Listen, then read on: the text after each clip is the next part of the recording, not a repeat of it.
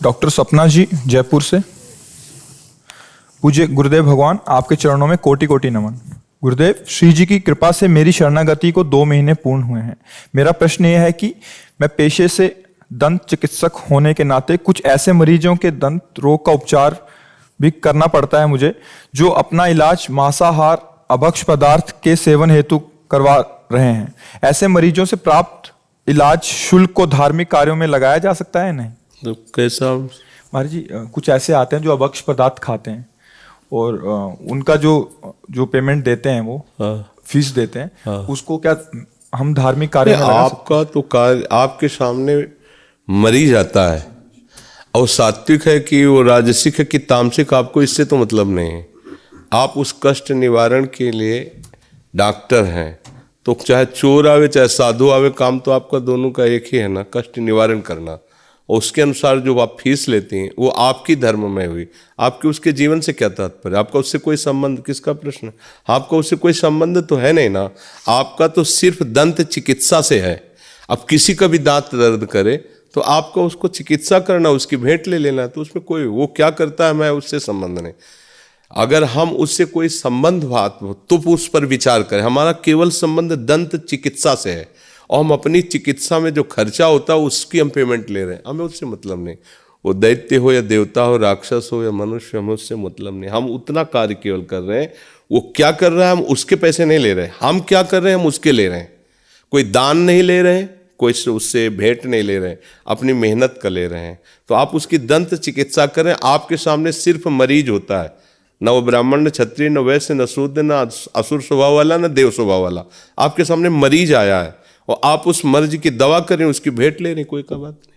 अब वो आपका चाहे धर्म में लगाइए, अपने प्रयोग में कीजिए, वो आपका विषय है। अब अगर कोई ऐसा केस होता कि आपके ऐसा करने से वो पापाचरण और करेगा, फिर उस पर विचार होता कि ऐसे वो पुष्ट होगा तो फिर ऐसा पापाचरण करेगा, ऐसा करेगा। अगर वो पुष्ट न हो तो पापाचरण नहीं करेगा, उस पर विचार किया जा सकता था। अब ये ऐसा है कि इससे भोजन, अब वो कुछ भी भोजन, वो तो उसका स्वभाव है। हमारा काम है वो मरीज आया है, भगवान मरीज रूप से आए हैं और वो हमारी चिकित्सा का विषय ये है दंत, तो मुझे वो करना है। उससे जो लाभ प्राप्त होता है, मान लो जो आपने पढ़ाई लिखाई की है, परिवार का पोषण करना है, धर्म से चलना है, तो जो आप कार्य कर रहे हैं। अब जैसे किसी का एक्सीडेंट हो गया तो हम पहले उसे पूछेंगे यार तुम धर्मात्मा हो कि दुरात्मा हो, महात्मा हो, क्या हो? पहली बात है इस समय तुम्हारी सेवा करना हमारा कर्तव्य है। उठाए उसको अस्पताल ले जाए, उसकी दवा कराए। डॉक्टर पूछेगा कौन जात के हो, क्या है, कितना पढ़े लिखे हो, ये तो नहीं, वो तो सिर्फ देखेगा टांग टूटी कि हाथ टूटा है, और जिसका वो सर्जन हो उस बात को करेगा। ये सब बातें व्यवहार में संबंध बनाने के लिए हैं, लेकिन सेवा करने के लिए नहीं है। अगर घोर पापी भी तड़प रहा है, हमको उसकी जरूरत है उसकी सेवा की, तो हम कर देंगे। उस समय हम उसे पापी नहीं देखेंगे, उस समय हमारा सेवा का कार्य भगवान ने दिया इसलिए हम कर देते हैं। हमें नहीं देखना कि पापी मरने दो, नहीं नहीं, हम क्या जाने पापी पुण्यात्मा कौन क्या है। तत्काल हमें सेवा मिली, हमें सेवा, जब हम कुत्ते की सेवा कर सकते, पशु की सेवा कर सकते, तो मनुष्य की सेवा, उसका आचरण क्या है वो जाने, हमारा उस समय वर्तमान में कर्तव्य क्या है ये हम जाने। महाराज जी, जो वहां से धन मिलेगा उसको हम धर्मार्थ कार्यों में लगा सकते हैं? हाँ, वो धर्म स्वरूप ही है, क्योंकि आप उसके धर्म से मतलब नहीं रख रहे। आपका धर्म है दंत चिकित्सक हो आप, वो दंत का मरीज आया है, उसकी सेवा करना, उससे सेवा जो शुल्क मिला उससे अपने परिवार को पोषण। भागवती कोई, अब जैसे वकालत है, अब वो जान रहा है कि तुम अधर्म से मतलब चोरी, हिंसा जो भी किए हो, इसके बाद वो कह रहा 5 लाख तुम्हें रुपये देंगे, हमें जिता दो। अब ये बात बिगड़ गई। अब स्वयं भी पतित होगा और जहां धन जाएगा वहां भी पतन का ही कार्य करेगा, आप जानते हो ना। इसलिए उसमें उसके बौद्धिक बल से उसकी विजय होगी और उसका वो धन ले रहा है, जान रहा है कि अधर्म है, तो फिर उसका है। लेकिन अगर वही आदमी डॉक्टर है और उसका कोई अंग भंग हो गया है और वो उसके पास आया है, तो उसके पास अधर्मी धर्मात्मा का प्रश्न नहीं है, वहां प्रश्न है मरीज का, मरीज और डॉक्टर का। अब वो डॉक्टर का जो कर्तव्य है वो करेगा। अच्छा, डॉक्टर मतलब दवाइयाँ हैं, जहाँ डॉक्टरी कर रहा है उसका खर्चा है, और चाहे धर्मात्मा से हो चाहे किसी से हो, तो पैसा लगेगा ही लगेगा। उससे ले रहा जीवन यापन का, उसमें कोई उसमें परेशानी नहीं। नवनीत शर्मा जी काशी से। महाराज जी आपके चरणों में कोटि कोटि नमन। महाराज जी, श्री जी को प्राप्त करने के लिए जो छिन्न इच्छा हृदय में उत्पन्न हुई है वो व्याकुलता में कैसे परिणित हो? अधिक भजन करने से। जब हम भजन करते हैं, हृदय पवित्र होता है, तब हमें जैसे निर्मल जल में हलचल रहित जल, मल रहित जल, तो शांत जल में हम नीचे की तह को देख सकते हैं। ऐसे जब हमारा अंतःकरण निर्मल होता है, चंचलता रहित होता है। चंचलता रहित का मतलब बार बार जो विषयों में संकल्प विकल्प होता है, विषयों का चिंतन होता है। और मल का मतलब विषय आकर्षण, विषयों में सुख बुद्धि है, ये मल है। बार बार विषयों में जाना, ये चंचलता है। जब अंतःकरण की दोनों भजन के प्रभाव से नष्ट हो जाती हैं, तो आत्म स्वरूप का प्रतिबिंब उसमें दिखाई देता है। वहीं से उसको अपने प्रीतम की व्याकुलता पैदा होती है कि जिस सुख की मैं खोज कर रहा था वो तो इधर है। वो इधर से फिर हटकर पूर्ण अंतर्मुख होकर के अपने स्वरूप की स्थिति में लग जाता है। चाहे उनको प्रभु नाम दे दो, श्री जी नाम दे दो, आत्मस्वरूप नाम दे दो, वो एक ही तत्व है। बस उसके लिए जहाँ व्याकुल हुआ, बात बन गई। पर मल, विक्षेप, आवरण, इनका नाश होना आवश्यक है। ये जो देहाभिमान ऐसा आवरण छा चुका है कि ये भूल ही नहीं पा रहे कि हम शरीर नहीं हैं। ये जो मल अंदर विषय वासना बैठ गई है, जो विक्षेप बार बार भोग की इच्छा प्रकट हो रही है, इनका नाश होना, इन अनर्थों का नाश भजन से होता है। जितना आप भजन करोगे उतना ही निर्मलता आएगी, उतनी ही चंचलता रहित एकाग्रता आएगी, उतनी शांति मिलेगी। उसी शांति में आप अपने स्वरूप का अनुभव करेंगे। उसी शांति में फिर व्याकुलता पैदा होती प्रभु के साक्षात्कार की। समझ पा रहे हैं आप जी? ज्योति जी कन्नौज से। श्री हरिवंश महाराज श्री, जीवन में भजन की क्रियाएं तो हो रही हैं पर प्रेम नहीं उत्पन्न हो रहा, कृपा कीजिए। उसका कारण है कि अपनापन शरीर और शरीर संबंधियों से है, शरीर संबंधी भोगों से है। पर अगर सही क्रिया भजन की हो तो सुधार प्रारंभ हो जाएगा। किसका प्रश्न है? हाँ, अगर आप तन्मयता धारण करना चाहते हैं तो जो क्रिया कर रहे हैं उसी क्रिया को दीर्घ काल तक करें, लंबे समय तक, तो वही आसक्तियों का नाश करके प्रेम पैदा कर देगी। अभी हमारा प्रेम बिखरा हुआ है। प्रेम कहीं उपजता थोड़ी है, प्रेम सबके हृदय में है। वही देह में, देह के संबंधी रिश्ते नातेदारों में, पति में, पुत्र में, परिवार में, वही प्रेम है। उसी प्रेम को तो बटोरना साधना है। भगवान कह रहे ना, जननी जनक बंधु सुत दारा, तनु धन धाम सुहृद परिवारा, सबकी ममता ताग बटोरी, मम पद मनहि बांध बरडोरी। कोई नया प्रेम उपजता नहीं है। वही प्रेम जो फैला हुआ है वस्तुओं में, व्यक्तियों में, परिस्थितियों में, स्थितियों में, स्थानों में, उसी को समेट कर जे ही प्रभु की तरफ लगाया। अब चिदानंद से प्रेम करने का जो भाव होता है, अब आ गया। अब रोना शुरू, पुलकित स्थितियां जागृत हो गई, भागवतिक प्रेम वही है और कोई प्रेम नहीं। जो इधर फैला उसे मोह कहते हैं, राग कहते हैं, आसक्ति कहते हैं। और वही जब प्रभु की तरफ आता है तो अनुराग हो जाता है। जब इधर होता है तो वही काम होता है, जब इधर होता है तो वही प्रेम हो जाता है। तो बस हमको उसको समेटना है। जो अपने शरीर में प्रेम है, जो अपने शरीर संबंधियों में प्रेम है, जो भोगों में प्रेम है, उसे हम घसीट कर एकमात्र प्रभु के चरणों में लगा दें तो प्रेम हो। अब ये घसीटना ही तो भजन क्रिया है। प्रातः से लेकर शयन तक हमारी सारी चेष्टाएं जितनी हो रही, चाहे व्यवहार की हो चाहे परमार्थ की हो, उन सबको प्रभु के चरणों में अर्पित करो। बिना भोग लगाए पाओ मत, और नाम जप का अभ्यास करो, सब कुछ हो जाएगा। इसी सब कुछ हो जाएगा। क्योंकि बिना भोग लगाए पाने से फिर बुद्धि परमार्थ में नहीं चल पाएगी। प्रभु को अर्पित करके ही भोग प्रसाद पाना चाहिए। अगर ऐसे ही खान पान चलता रहा तो बुद्धि काम नहीं करेगी। अच्छा, प्रभु को हम गंदी चीज़ें भोग लगा नहीं सकते तो अपने आप बच गए। तो पवित्र अन्न जाएगा। प्रसादे सर्व दुखा नाम हानि रस्योपजायते। भगवान के द्वारा प्राप्त हुए प्रसाद से प्रसन्नता होती है। प्रसन्नता ही हमें भगवत मार्ग में आगे बढ़ाती है। उत्साह। आजकल हम ऐसा भोजन पाते हैं, ऐसा संग करते हैं कि हमें भोगों में तो उत्साह है, क्योंकि भजन में उत्साह नहीं। प्रभु को प्राप्त करना, अपने स्वरूप में स्थित होना, ये सब बातें, क्योंकि खान पान संग ऐसा हो गया, मोबाइल का संग हो गया। बहुत बढ़िया कलयुग ने अपनी विस्तार भूमि तैयार कर ली, मोबाइल। अगर इससे जिसमें कोई गुण ना हो तो उसे कोई स्वीकार ही नहीं करेगा। तो थोड़ा गुण है और भारी दोष है। गुण भी है, आप अमेरिका से बैठकर सत्संग सुन सकते हैं, यहाँ जो वृंदावन में डाला जाए तो अमेरिका में सुन सकते हैं।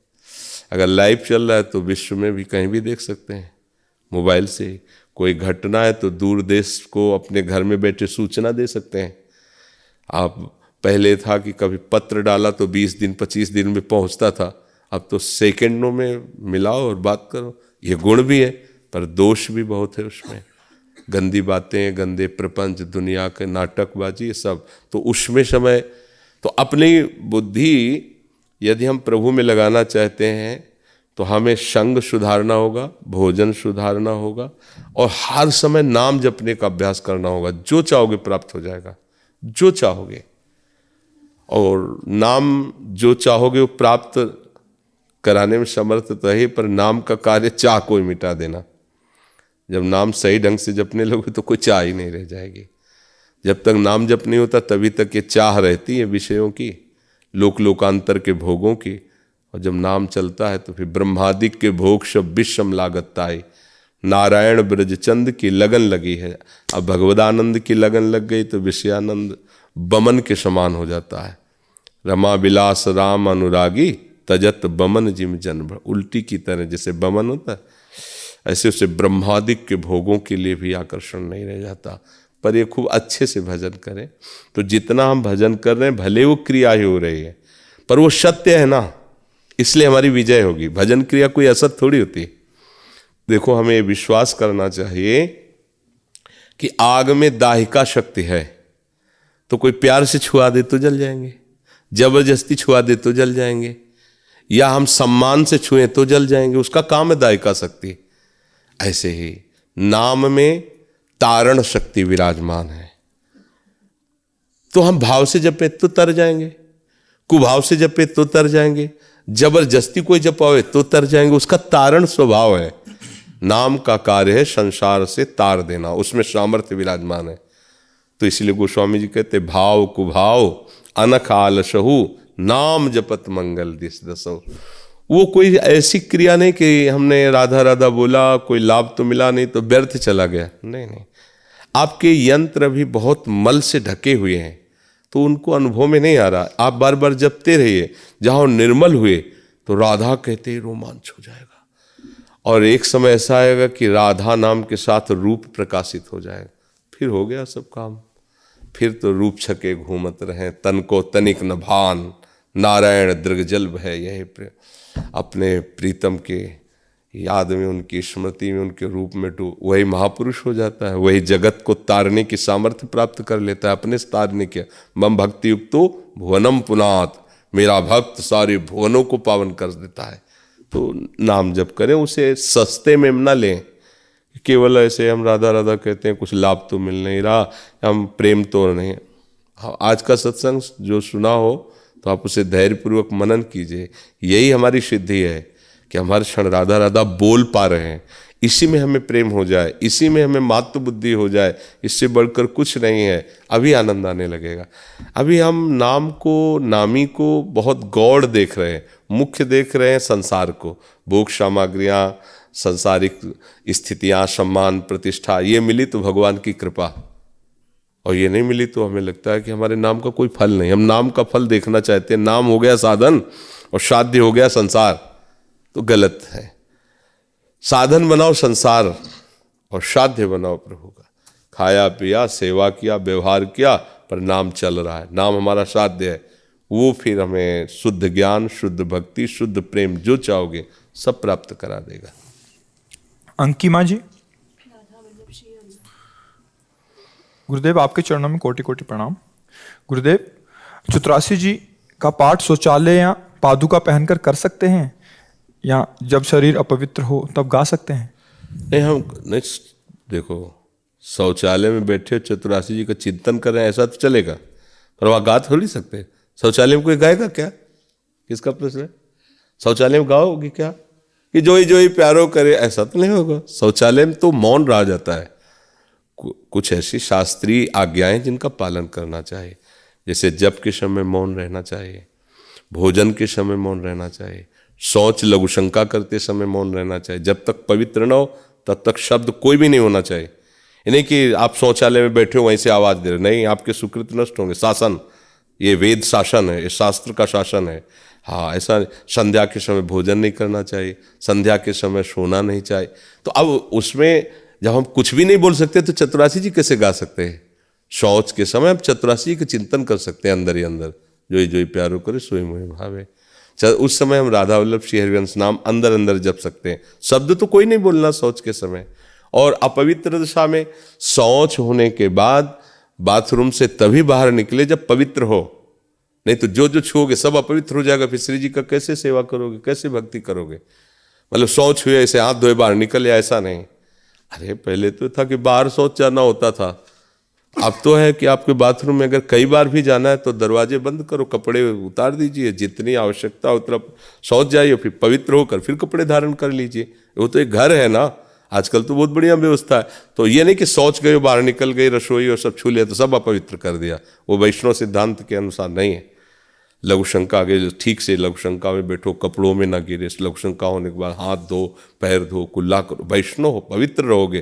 तो पवित्रता का जितना निर्वाह करोगे उतने ही तुम भजन में आगे बढ़ोगे। और ऐसे मनमानी, अब जैसे लोग हैं खड़े खड़े लघुशंका कर रहे हैं, पैरों में छिट्टी पड़ रही है, कोई हाथ नहीं धोना, तो पशुवत व्यवहार है, फिर उससे कोई बनेगा नहीं।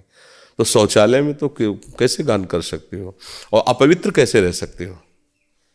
भाई शौच नहीं गए और हम पवित्र, तो हम गान कर रहे हैं, लेकिन शौच गए तो पहले पवित्र होंगे तब बाहर निकलेंगे बाथरूम से। अपवित्र होके निकलता है क्या कोई? हाँ, उसमें तो स्त्री धर्म है, तो उसमें तो बाहर गान कीजिए, उसमें शौच में क्या जानेगी?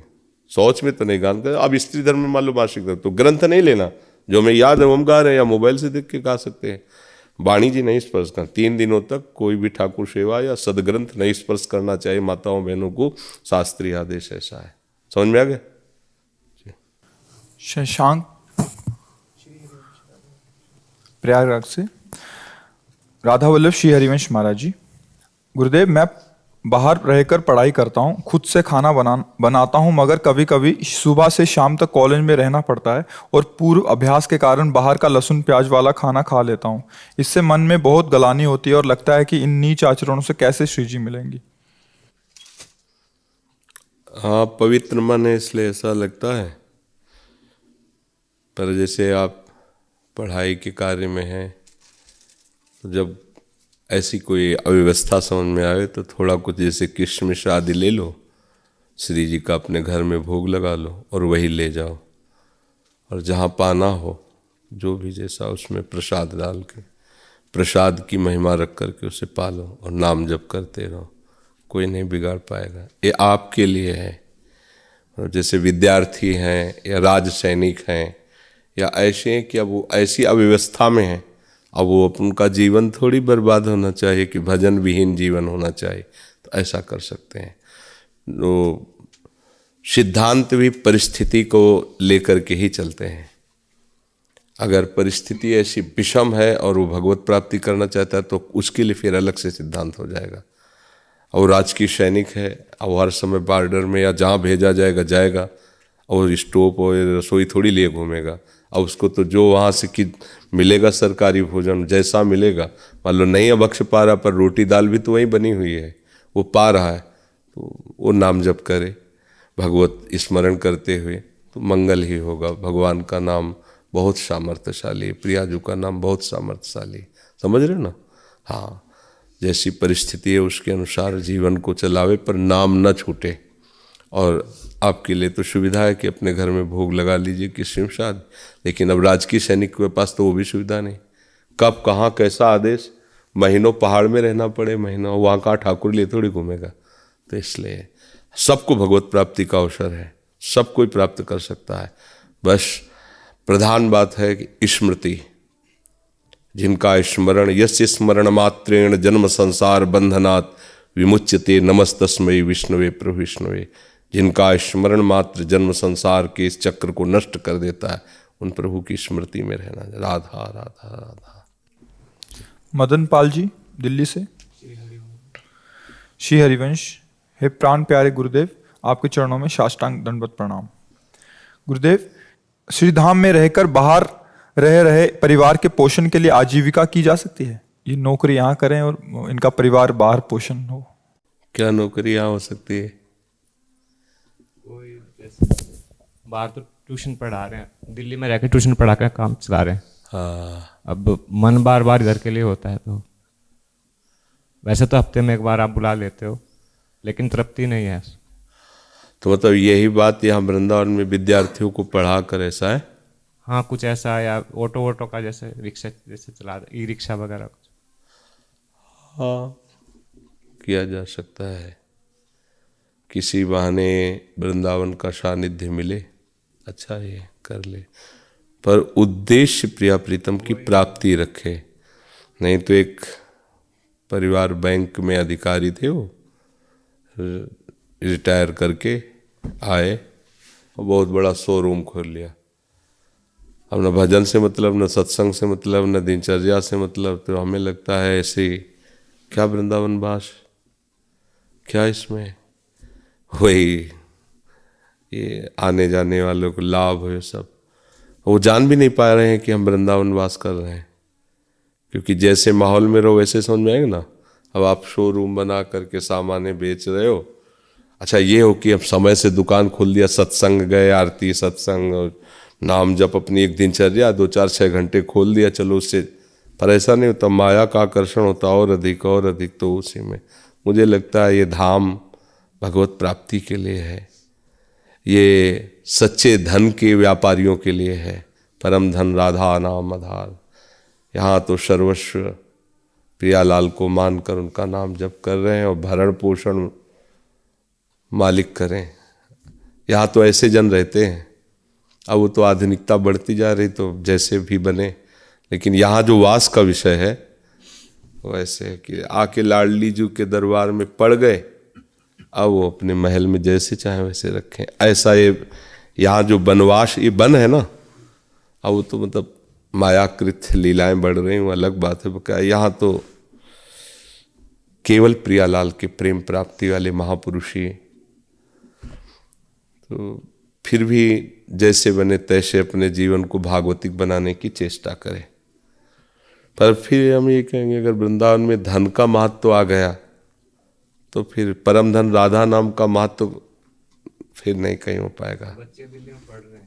हाँ, तो फिर इसीलिए तो कह रहे हैं, अब जैसे बने तैसे करो।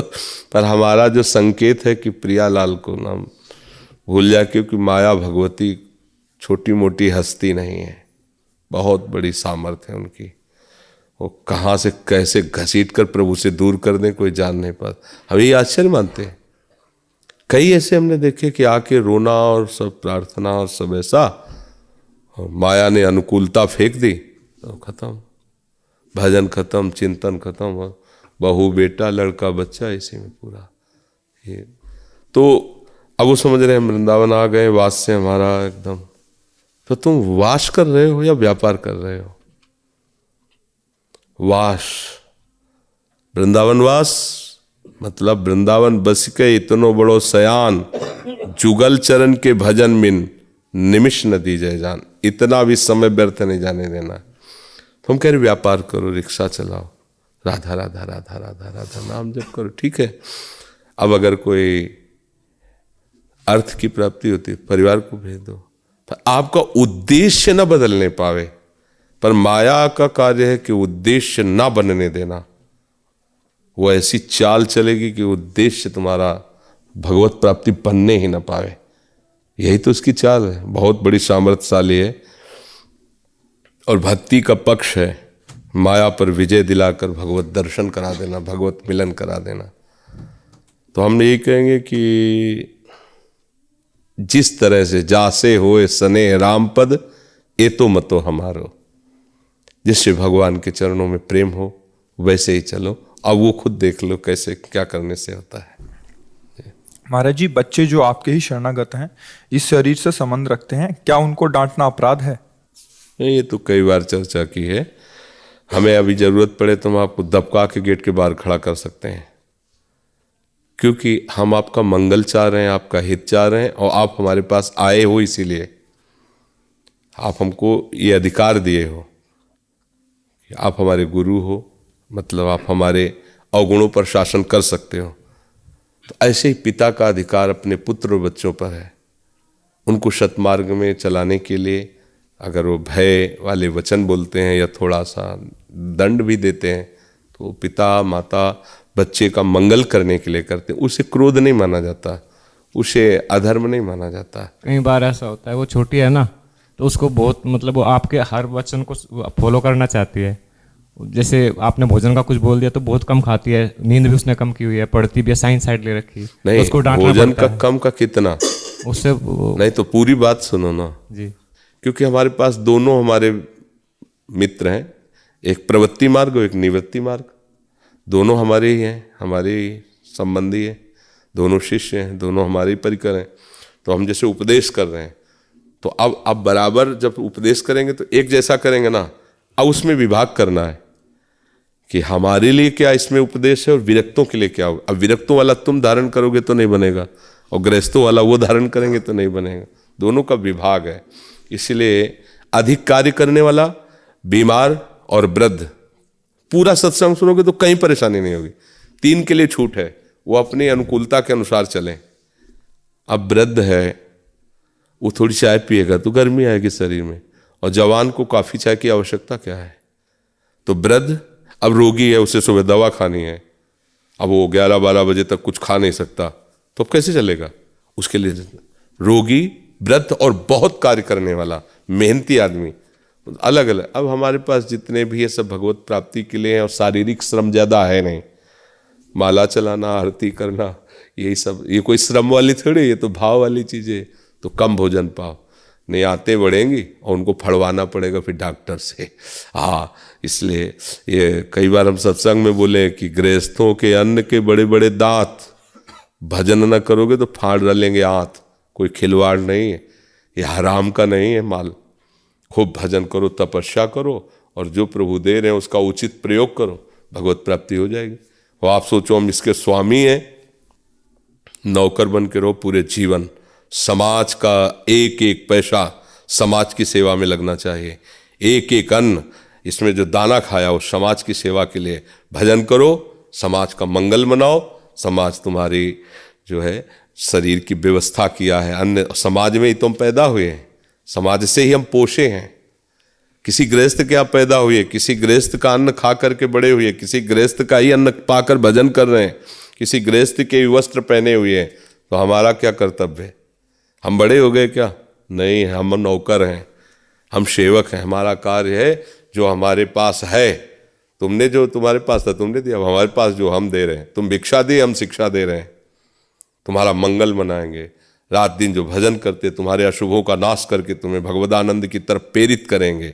सब संतों का यही स्वभाव है। भजन करो, इसे अपनी संपत्ति मत मान लो, कम से निर्वाह करो, अधिक से अधिक भजन करो। अगर इसके भोक्ता बन गए तो फिर बात बिगड़ जाएगी ना। तो इसलिए बीच बीच में शासन रखना पड़ता है। अभी हमारे यहाँ साधुकों का बाजार का बिल्कुल बंद, कोई भी बनी हुई वस्तु बाजार से नहीं। अगर वो हमारा शिष्य है और व्यापार में है, बाहर आता जाता है, उसके ऊपर कैसे लागू होगा ये बात? तो अब सत्संग में तो हो गया बाजार का बंद, तो मान लो कुछ सदगृहस्थ हैं धारण करते हैं, पर अब वो व्यापारी है, देश विदेश जा रहा, कैसे? तो उसको अलग उसके लिए नियम बनेंगे। यहाँ जो हमारे पास है उनके लिए अलग नियम है, जो हमसे दूर हैं उनके लिए अलग नियम है। सब एक जैसे नहीं चल सकते हैं ना। विरक्ति और गृहस्थी का अलग, और गृहस्थी में भी अलग। अब एक सदगृहस्थ थमे हुए हैं, एक गांव में रहते हैं, एक किसान है, वैसे वो निर्वाह कर सकते हैं। लेकिन एक गृहस्थ है, उसको दूर देश आना जाना, ऐसा यात्रा कई कई दिन की, तो उसके लिए एक अलग सिद्धांत रहेगा। तो इसलिए समझना है। कविता जी ऋषिकेश से। सदगुरुदेव भगवान, आपके चरणों में कोटि कोटि प्रणाम। गुरुदेव, आपके श्रीमुख से अमृत रूपी सत्संग द्वारा लाखों जीवों का कल्याण हो रहा है। आप इतना कष्टदायक जीवन निर्वाह करते हुए भी सेवा परायण है। क्या ऐसा हो सकता है कि हमारे द्वारा जो थोड़ा बहुत भजन बनता है उससे आपके जितने भी प्रारब्ध हैं सब कम हो जाए? भजन से प्रारब्ध नष्ट करना हो तो अपने से हिला हो जाए। देखो, इस पर ध्यान नहीं देते। इस पर ध्यान देते हैं कि ऐसी परिस्थितियों में भी प्रियाजू हमारे ऊपर कृपा किए हुए हैं। कि हमारा शरीर अस्वस्थ है, हमारी किडनी फेल है, और उसके कारण कई तरह के कष्ट साथ रहते हैं। जैसे कोई भारी एसटी सीटर हो ना, तो 2-4 लघुआ भगुआ उसके पास बले रहते हैं, उसके सहयोगी। ऐसे ये भारी किडनी का रोग है ना, ये कोई दिन बख्शता नहीं है। कभी ये दर्द, कभी ये दर्द, कभी ये परेशानी, कभी वो परेशानी, क्योंकि बड़ा रोग है ना जैसे किडनी। लेकिन बड़ी कृपा है, छोटी मोटी कृपा नहीं है। हमारी दिनचर्या चल रही है। हमको भजन श्री जी की प्रसन्नता के लिए लगाना है, शरीर स्वस्थता के लिए नहीं। अगर कह दें कि शरीर स्वस्थता से ही भजन होगा, असली भजन नहीं होता।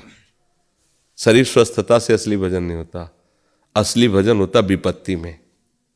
आप ध्यान दीजिए, जब आपका कोई नहीं होगा और आपको कहीं कोई प्यार करने वाला नहीं होगा, और जिससे प्यार किया है वो ही धोखा दे रहा है, अब क्या रह गया? हे प्रभु, हे प्रियाजू, बस अब असली भजन होगा। तो प्रियाजू ने कृपा किया है, असली भजन का मार्ग दे दिया है। अच्छा, वो ऐसे कष्ट में भी देखो आपके सामने बैठे हैं। अतरे दिन डायलिसिस होता है, बड़ी परेशानियां रहती हैं, तड़पन होती है, जैसे मछली तड़पती है, ऐसे डायलिसिस में कष्ट होता है। पूरा जब रक्त नहीं, घंटा भर तो थोड़ा कम दर्द होता है, फिर 1 घंटे के बाद जो दर्द शुरू होता है, 4 घंटे का डायलिसिस होता है। पूरी नसनाड़ी ऐसे पैर फटकते हैं, ऐसे ऐसे बेहोशी सी रहती है, ऐसे 4 घंटे। और इसके बाद फिर 8-10 घंटे भारी कमजोरी, ना कुछ खाना पीना अच्छा लगता है, ना उठना बैठना, बस पड़े रहो ऐसे। फिर भी शाम के 3 बजे डायलिसिस संपन्न हुआ होगा और 2 बजे स्नान करके यहाँ की दिनचर्या चल रही है। तो अब ये केवल श्री जी की कृपा से है। अब हमको और की क्या जरूरत है? इतनी कृपा पर्याप्त। स्वस्थ होते तो क्या करते? खोपड़ी के बल थोड़ी खड़े होते, यही करते तो श्री जी वही करा रहे। अब क्या जरूरत है कि रोग नष्ट हो जाए? अच्छा, जितनी आयु प्रियाजू ने पहले निश्चित कर दी उतनी ही है। वो कोई भजन बल से ऐसा नहीं कि हम क्यों जीना चाहें? हम जीना क्यों चाहें? बोले आपके द्वारा जगत मंगल होता है, तो जितना करवाना है उतना ही तो होगा ना। और जो उनको करवाना है तो किसी भी स्थिति में करवा लेंगे। हम स्थिति क्यों बदलना चाहें? हम जीना क्यों चाहें? हमारा जीवन श्री जी है, और वो चाहती है कि हम 50 वर्ष यहाँ रह के ऐसे बोले तो ऐसे डायलिसिस होता रहेगा, ऐसे होता रहेगा। और वो चाहे कि शाम के आ जाओ, सेवा में उपस्थित हो, तो चाहे अमृत पिला दो, शाम का शरीर छूट जाएगा। तो अपने तो सिद्धांत जानते, सत्य को जानते, फिर उसके लिए क्या मोह माया करला कि अगर भजन के बल से होला तो ऐसे ऐसे साधक साधिका है। जैसे हम बीमार हुए थे ना, वो ऑपरेशन और सब इन्फेक्शन हो गए। एक बार सत्संग में कहा था, कृष्णाय वासुदेवाय हरे परमात्मने प्रणत क्लेशनाशाय गोविंदाय नमो नमः। ये महान शक्तिमान मंत्र है, इसका अनुष्ठान करने से किसी के भी कष्ट दूर हो सकते हैं। तो पता लगा सब साधक साधिका इसी का अनुष्ठान कर रहे हैं कि हमारे गुरु जी का शरीर स्वस्थ हो जाए। कृष्णाय वासुदेवाय हरे परमात्मने। और हमें लगता है कि इन्हीं सबके आशीर्वाद से ही ये शरीर चल रहा है, ये चल रहा है। तो अगर ये हो कि अभी जैसे कि किडनी ट्रांसफर, तो माला पहन ले किडनी की। ऐसे ऐसे साधक साधिका है कि अभी प्राण ले लीजिए, वो तो समर्पित ही चित्त है। बहुत प्यार सब बच्चे बच्चे करते हैं ऐसे। तो अब ये श्री जी का प्यार है इन सब के रूप में श्री। और हमारा ये सोचना है कि अगर हमारी किडनी को काम करना है तो यही काम करेंगे। अगर नहीं करना है तो 100-200 किडनी इकट्ठा कर लो, फिर भी नहीं चलेगी, क्योंकि उनके चल रहा है। तो इसलिए बहुत आनंद है, हमें बहुत मस्ती है और बहुत सबका प्यार है। आप सब भजन करो, प्रभु को प्राप्त हो, यही हमारे जीवन का उद्देश्य है। एक दिन जिए, अगर एक भी साधक भगवत चरणारविंद में लग गया तो हमारा जीवन सार्थक हो गया। 1000 दिन जिए तो फायदा क्या हुआ?